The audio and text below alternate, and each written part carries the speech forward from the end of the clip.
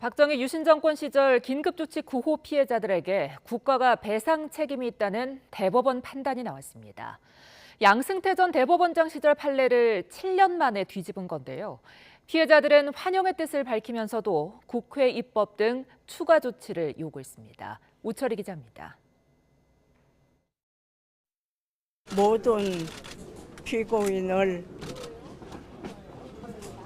죄 없이 교도소에 수감했습니다. 37년 만이에요.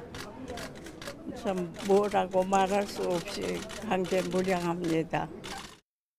긴급조치 9호 위반으로 3년 가까이 옥고를 치른 고 김대중 전 대통령은 서거 뒤 재심을 통해 무죄 판결을 받았습니다.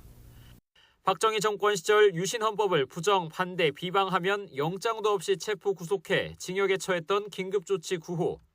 이렇게 김 전 대통령을 비롯한 피해자들은 뒤늦게 무죄를 선고받긴 했지만 국가를 상대로 배상을 청구한 소송에서는 번번이 졌습니다. 지난 2015년 양승태 전 대법원장 시절 긴급조치 9호 발령과 적용, 집행 행위가 공무원의 고의 또는 과실에 의한 불법 행위에 해당하지 않는다고 판단해 국가 배상 책임을 부정한 판례 때문입니다. 사법행정권 남용 의혹 당시 박근혜 정부의 국정 운영을 뒷받침했다는 논란을 낳기도 했던 판결입니다. 7년 만에 대법원이 판례를 뒤집었습니다. 대법원은 전원 합의체를 열어 긴급조치 9호 피해자와 가족 등이 국가를 상대로 낸 손해배상 청구 소송에서 원고 패소로 판결한 원심을 깨고 피해자들의 손을 들어줬습니다. 대법원은 긴급조치 9호 발령과 수사기관의 수사 기소, 법관의 재판에 이르는 일련의 국가 작용이 전체적으로 위법해 개별 국민이 입은 손해에 대한 국가 배상 책임이 인정된다고 판단했습니다.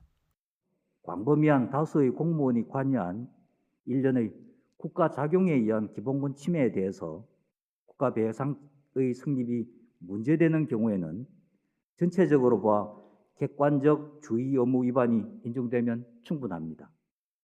이번 판결로 피해자들의 추가 소송과 다른 긴급조치에 대한 국가 배상 판결이 잇따를 것으로 보입니다. 다만 국가 배상 책임은 이번 판결부터 적용돼 패소가 확정된 피해자의 경우에는 다시 소송을 제기해 배상받기가 어렵게 됐습니다. 피해자들은 늦었지만 양승태 전 대법원장 시절 과오를 바로잡은 판결이라고 환영의 뜻을 밝히면서도 이번 판결로도 배상이 가로막힌 피해자를 위한 국회 입법 등 추가 조치를 요구했습니다. 아주 오늘의 판결을 존중하고 저희가 받아들입니다.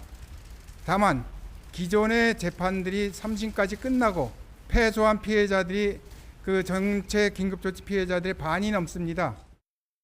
이번 대법원 판결은 과거 국가 권력에 의한 기본권 침해에 대해 사법적 구제와 국가 배상을 인정한 의미 있는 판결로 기록될 전망입니다. YTN 우철입니다.